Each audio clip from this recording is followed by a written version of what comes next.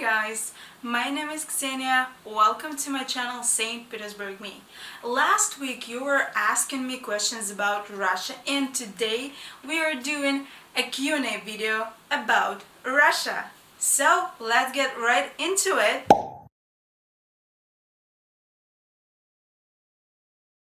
Yes, Russian animals make sounds in a different way. For example, Russian hen makes ko-ko-ko, Russian duck makes krya-krya-krya, Russian pig makes hru-hru, Russian cow makes moo-moo, Russian cat makes meow-meow, Russian goat makes meh-meh, Russian sheep makes be-be, and what else?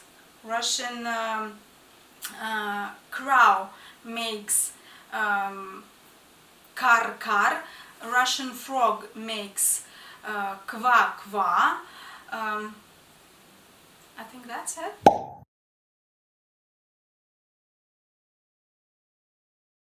For me, the best part of being a Russian and live in Russia is our culture, our history, and our nature.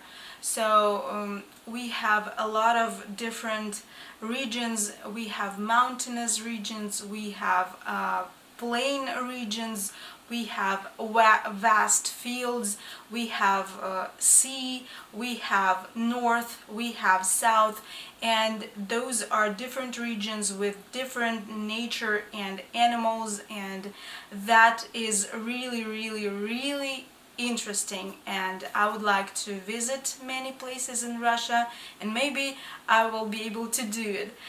So our culture, we have a lot of poets, singers, writers, artists. If you are into culture, into architecture, you have to visit Russia.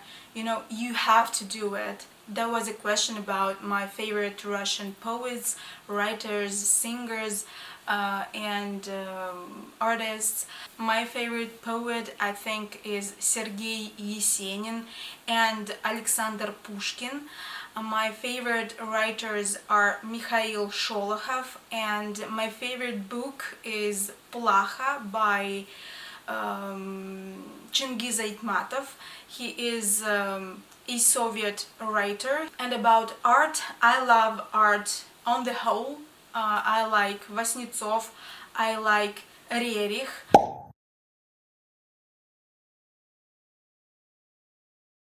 Yes, there are black people in Russia, and actually this summer I saw a lot of black people in St. Petersburg. I have never seen so many black people before, and I think if you want to travel to Moscow and St. Petersburg, it is safe. Of course, there are certain regions in Russia where it's not completely safe. I mean Muslims regions, but of course you are safe as a tourist in most Russian areas and regions. So I think you are okay to travel, but if you can hire a guide, of course you should do this. If you want to travel to Vladivostok, I would recommend you to hire a guide there and ask this specific person who lives in Vladivostok on the situation with black people and the attitude towards black people there. I can only speak for St. Petersburg. As for St. Petersburg, it's safe to be here as a black person, especially as a tourist, so I don't think you're in danger here specifically. So, welcome to St. Petersburg.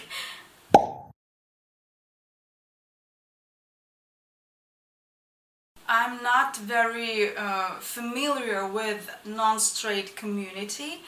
I know that non-straight people exist in Russia, and they are hiding their status, who they are. It's not quite common to acknowledge that you are gay in Russia, though there are a number of gay bars, clubs. As far as I know, I've never been there, I don't know, but I heard about this. So if you are a non-straight person and you want to travel to Russia, it's quite okay. Just try to behave like a normal person in Russia. Don't do propaganda of LGBT community in Russia. It's prohibited. So non-straight propaganda is prohibited. You may get into trouble with Russian legislation and law. So you are okay to travel to Moscow, St. Petersburg, and other big cities, but there are also regions where it is quite dangerous to be a non-straight person, so don't travel to that regions. They are mostly Muslim regions, so don't. But traveling to St. Petersburg and Moscow is of course quite okay. Just don't try to behave like a gay person. Um, just just try to behave like a standard normal Russian citizen. That would be okay.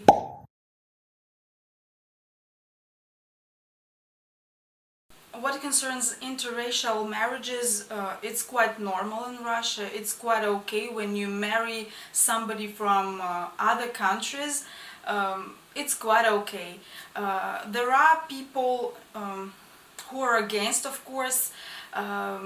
Those are nationalists, like radical nationalists, and they are against. But on the whole, the majority of population takes it as a normal thing. So if you want to marry a Russian and live in Russia, it's okay for now.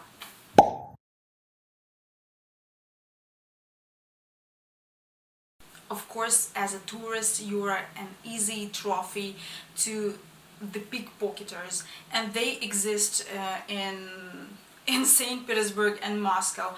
As for me, I was never pickpocketed during these years that I have been living here, but as a tourist, of course, you are not so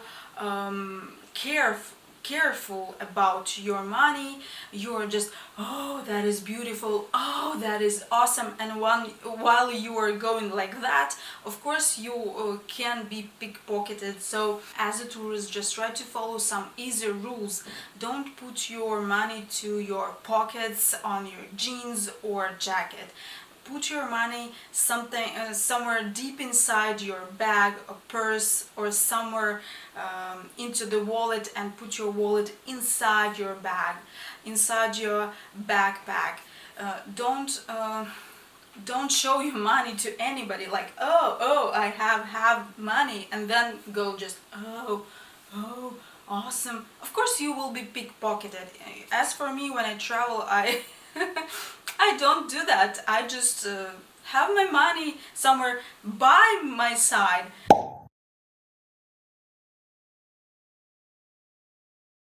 There were several questions on the attitude of Russians towards Western countries and people from these Western countries, and specifically Americans, European countries, and the Irish. So if you think that only your country has propaganda against Russia, it's not completely true, because Russian propaganda against Western countries is enormous right now. And people who watch TV and who watch governmental YouTube channels on YouTube, they are affected by this propaganda, and they think that Western countries and Western people are enemies. So our propaganda also says that Western countries want to conquer Russia, want to war down Russia, and they are leading a war against, like a war, informational war against Russia. And of course, those people are mostly older generation people, but recently I noticed that a lot of young people are also affected by this thought. And they even say that, oh, we don't want Russia to be conquered, we don't want Russia to be worn down by Western countries. But people who can think on their own, who travel, who study languages, they don't think that somebody wants to wear down Russia. As for me, I think that people from different countries, they are ordinary people, and everybody wants peace and don't want war. So yes, nowadays a certain part of Russian society don't like Western people. That's because of the propaganda against Western countries. And yes, guys, there is a stereotype that Americans are lazy, fat, and arrogant, and that is a stereotype, as well as many people think that all Russians drink vodka all the time, but you know, it's not true.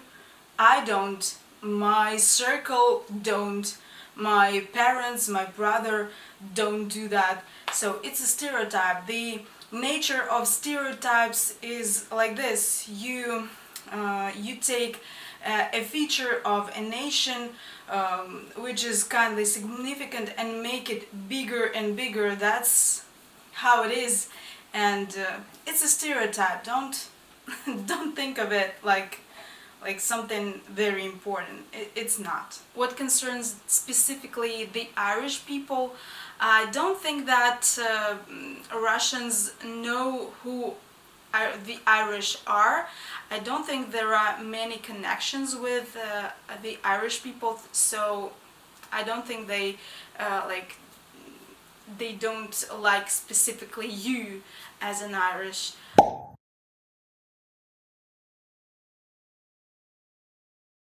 So disabled people exist in Russia, but you will not be able to see them on the streets, like on the wheelchairs or going on walks.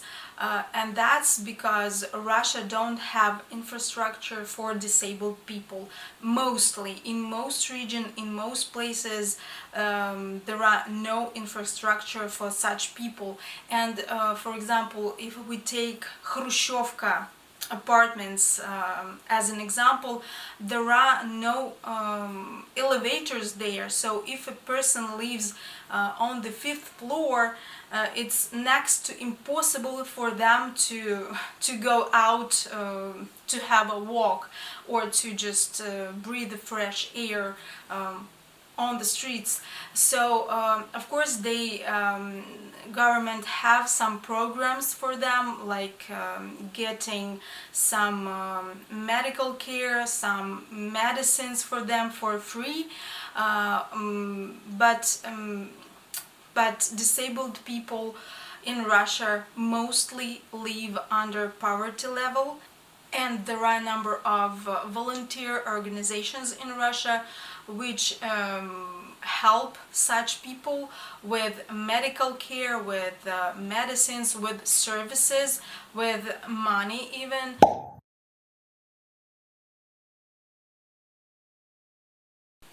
Yes, there are certain topics on Russian life that I cannot speak about on my channel, and I will not, because I don't want to get imprisoned or get a big fine.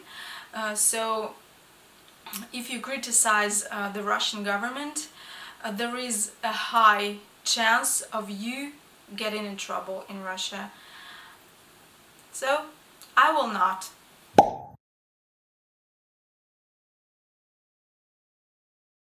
As for the credit score, I don't know specifically, but if I'm not mistaken, we don't have this like points that we get, and that we can check somewhere. You can check your status on how reliable you are as a bank client. But as far as I know, we have to pay for this information, and that's it. Of course, if you take a lot of loans and don't pay them back, banks will have a specific note in front of your name that you are not trustworthy, and maybe in some years you will just not be able to take any loans anymore.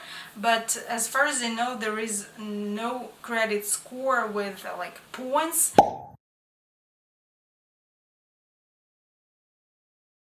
What I know about acquiring driving license. So first of all, you need to take a course where you will be taught on Russian road rules, regulation, and legislation in this sphere.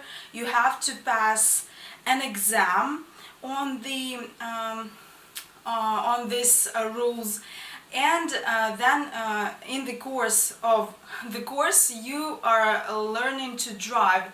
You pay to the instructor. This payment may be included into the course, and after this there is a state exam on driving, so you need to do something to show that you like a good driver, that you are not a threat on the road. But as far as I know, if you are not paying to the officer who takes the exam, you will not pass the exam. And I don't know how much that costs, but you have to pay to the officer. It's not a fee, it's just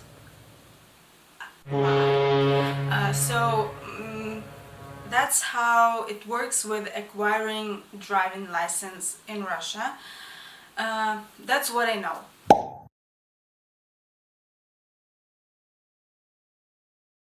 As for religion, the majority of Russian people are Christian Orthodox people, but our country is a secular country.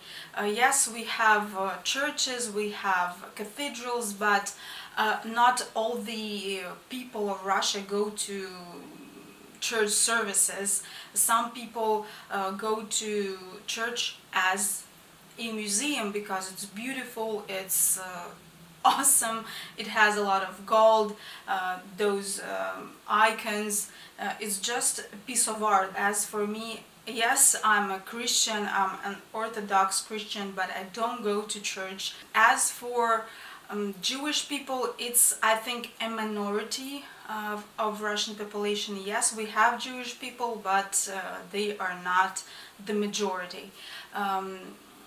I think the second religion in Russia is Muslim religion. There are 25 millions of Muslims in Russia and the whole Muslims regions. So Orthodox Christians, Muslims, I think, and then the rest is like religion minorities as Jewish, Buddhist people, and other religions. So that's how it is. Regarding the attitude of young people towards their parents and grandparents, I think that grandparents and parents get a respect from their children if they were like good parents, and grandparents if they abuse their children, if they did something not very good to their children. I don't think that they will get a lot of respect, but it's not about the attitude, it's about the relations within the family. And as for like it's traditional, yes, of course, young people want to do everything on their own, want to take their own decisions. If they are in good relations with their parents and great parents, they will take their advice, or at least consider this advice. But of course, young people take their own decisions. It's not like it was 150 years ago when parents and grandparents provided decisions for you who to marry, how to live. It's not like that now.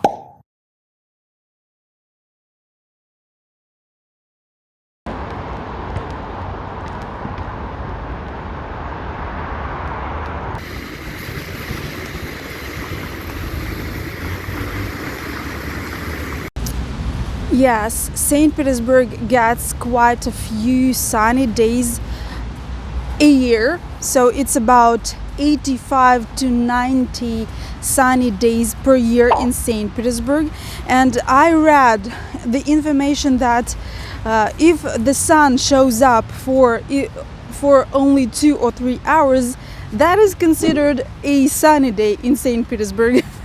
So you can see that there's not so much sun here, but I can say that this year there was a great deal of sun, and I'm lucky. I'm lucky to have experienced that. I moved to St. Petersburg in 2010, and I noticed that during winter days here, like sunlight here is not so long, so it's only like 5 to 6 hours of sunlight in St. Petersburg in winter, and then it starts getting dark. It's quite depressing. Yes, so many people here have depression during winter, and you can notice that a person has depression because of his attitude to life, of his attitude, of his or her looks, and other stuff. And many people don't do anything about that because they don't realize that their depression is caused by the darkness, like 6 months of darkness. And I didn't realize that too at first. But then I started researching on why I'm always depressed, why my mood and my energy always low during winter.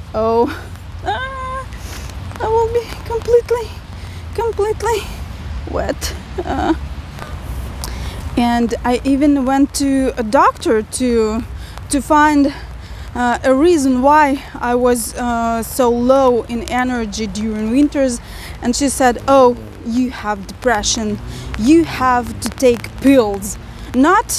She didn't told me that it was because of the lack of sun, because of long darkness periods, like only 5 to 6 hours of daylight per day is not enough.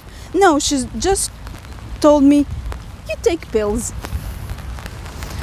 Okay, I took those pills that she prescribed, and I really felt better. Not to my best, but better. And then I started researching more and more. And then I noticed a post of one of the bloggers that I was subscribed to, and she said that she had the same. She was low in winter. She was always sleepy. So she took some tests, some blood tests, like extended tests, and they showed that she lacked many vitamins and minerals. And she started taking vitamins and supplements. So I started reading on that too, and I ordered some supplements from American. They were curcumin and vitamin D and omega-3. I started taking them, and in some time, when some time passed, I started feeling much better. And I'm taking vitamins and pills now, and it's a complete game changer for me. I don't know how other people in St. Petersburg tackle that. I think that many people don't do anything at all about it, and that's why they are always depressed.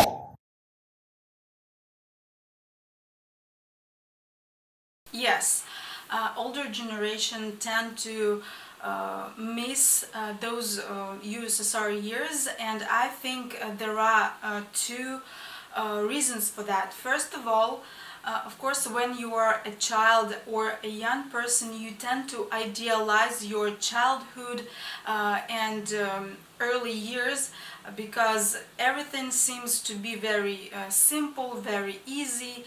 Food seems to be more tasty. Young years are the best years of your life. And the second reason is that life of people was planned for many years to come, and it was not planned by people, it was planned by government. So people knew in advance what university they would go, what job place that they will be given by the government. They even knew when they had to have babies, because USSR government was anticipating that you have a baby after you are finished your education. So, or even during your education. And in the USSR there was a fine if you don't have a baby by a certain age. Each life was planned for many years, and people knew when they will be given these free apartments. Of course, that was not free, because people had to work hard for their free apartments, and they knew when and where they would get a dacha. They knew what sanatorium they will be sent to in summer. Their life was so much planned by the government that they didn't have to take decisions. Of course, when you have to take decisions on your own, when you have to buy your apartment, when you have to work hard for that loan or mortgage, of course it gets harder to live in that way. That's why older generations don't like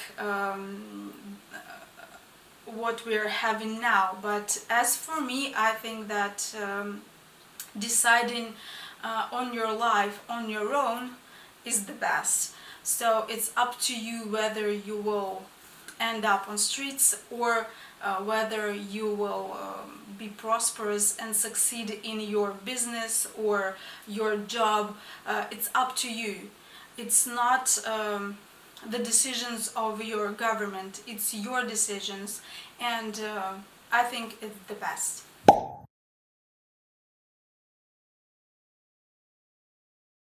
Yes, university education is very common in Russia. Many people have university education nowadays. And back to the USSR era, university education was free, but now it's a paid occasion, so you have to pay. Of course, they have free places, and you need to pass your exams with excellent marks to be able to to apply for those free places where you don't have to pay. However, those free places are cut each year, and each year it's fewer and fewer free places, so most people have to pay for their education. So about the prices, I researched on a very prestigious university here in St. Petersburg. Its name is St. Petersburg State University. It's a very big university, old university. So their prices vary from 205,000 rubles up to 525,000 rubles. So it's up to you what to choose, it's up to you what to study. So if you have money for management program that is the most expensive, and the least expensive, I don't remember what, but I think um, maybe it's psychology or something like that.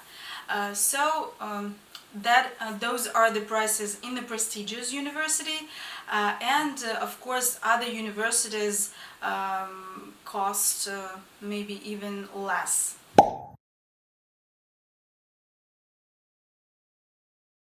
If you work at a Russian company officially, which pays taxes, you are allowed to have 28 days of paid vacation, and that is a law in Russia, but you are not allowed to have them um, 28 days in a row if you are working for a private company.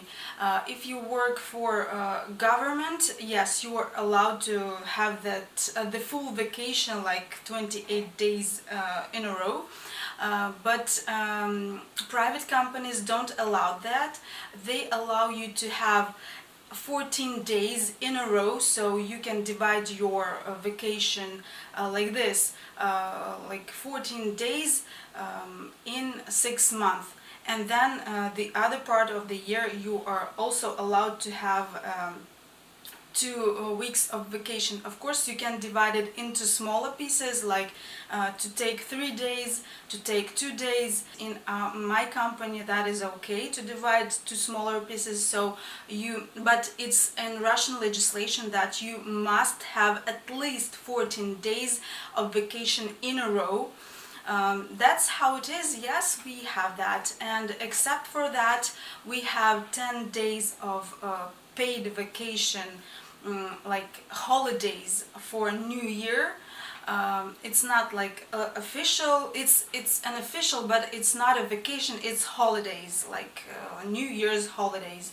And sometimes our marvelous president, regarding the situation with COVID, grants us non-working days that could last for 10 days in a row.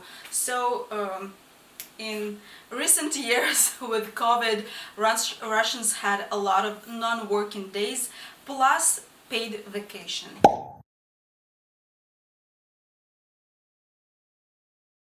Yes, many people in Russia are into sport right now.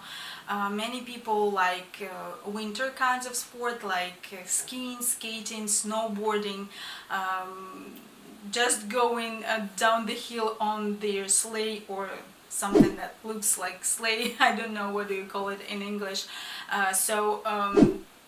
Many people like to play football, volleyball, tennis. Many people like to swim. Many people just go to gym and do some fitness. Everything that you can find in your country, you can find in Russia too. There is also a curling team from Russia, as far as I know. So yes, sports are very popular right now.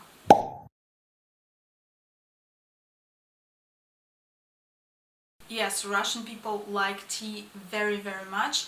There is also a old tradition of brewing tea with samovar.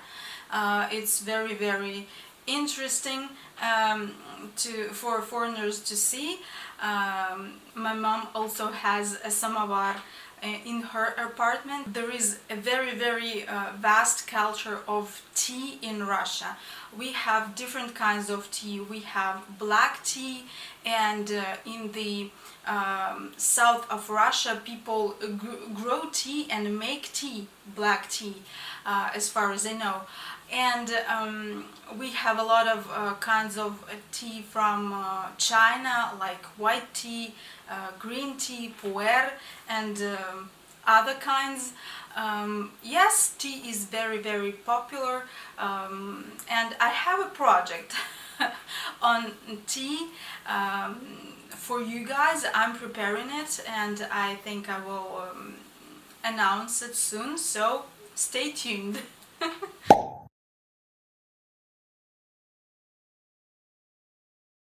Of course, you can send your parcels to your home country from Russia. We have a Russian post. There are a lot of offices. You just need to type that in your search engine, like Russian post, and find the closest office to your apartment building and go there and send your parcel. And we have a lot of private services, private postal services like DHL. You can also find it on your search engine like DHL in Russia. And if you need your parcel to be delivered safely and quick,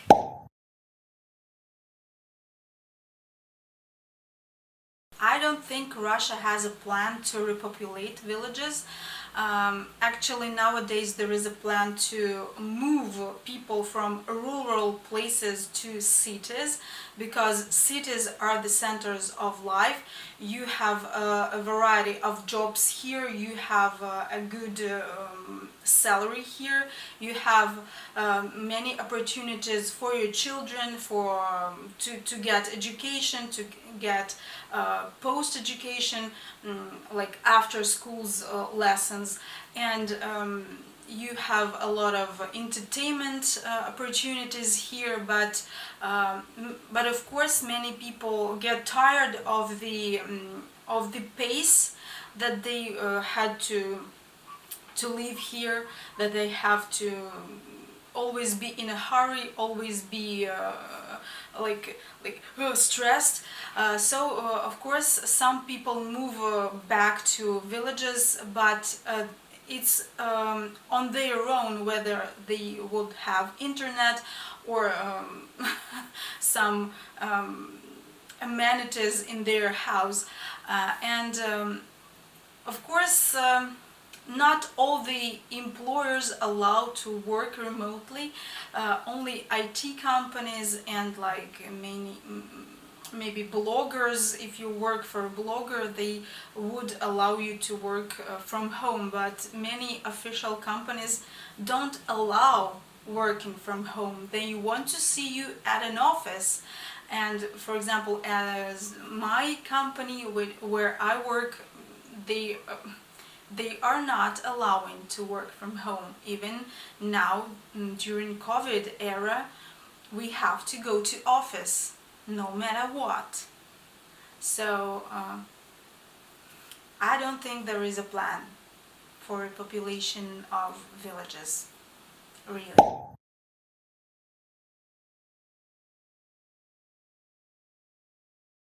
So my thoughts on Russian economy. Starting from 2014, when this political crisis broke up between Russia and the Western countries,